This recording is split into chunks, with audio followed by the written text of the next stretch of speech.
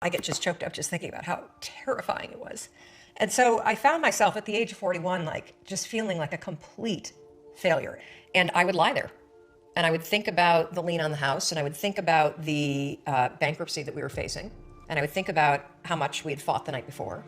And I would think about the fact that I was unemployed. And I would hit the snooze button. I mean, why would you get up when your life is like that?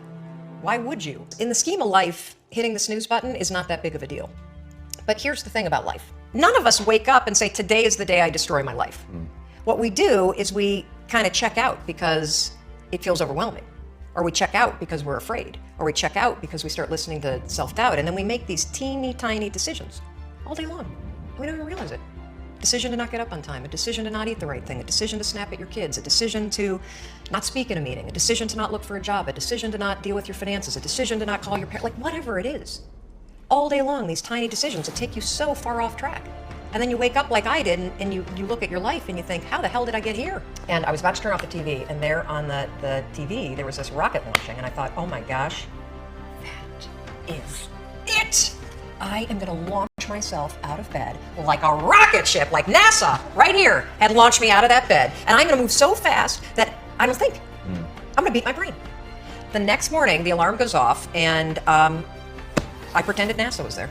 It's the stupidest story. I literally went 5, 4, 3, 2, 1. I counted out loud, and then I stood up. And I'll never forget standing there in my bedroom. It was dark, it was cold, it was winter in Boston. And for the first time in 3 months, I had beaten my habit of hitting the snooze button. I couldn't believe it, and I thought, wait a minute. Counting backwards? That is the dumbest thing I've ever heard in my entire life. Well, the next morning I used it again, and it worked. The next morning I used it again, and it worked. The next morning I used it again, and it worked. And then I started to notice something really interesting. You have about a 5-second window in which you can move from idea to action before your brain kicks into full gear and sabotages any change in behavior. Because remember, your brain is wired to stop you from doing things that are uncomfortable or uncertain or scary.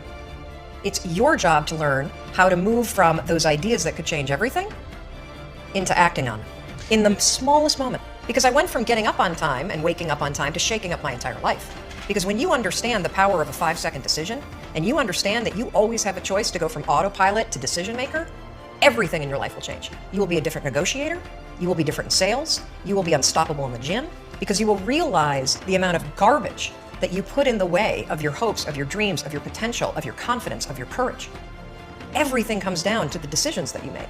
We all know what to do. None of us know how to make ourselves do it. So the single most profound use of the 5-second rule is mind control. You can actually use one stupid little trick to push yourself to grab it. I wanted to change my life. And I think most people that are miserable or that are really like dying to be great and dying to have more, we want to change. We want to live a better life. We want to create more for our families. We want to be happier. The desire is there. It's your job to push yourself. There are tricks that you can use that actually outsmart the tricks your brain plays on you. You can outsmart your own brain.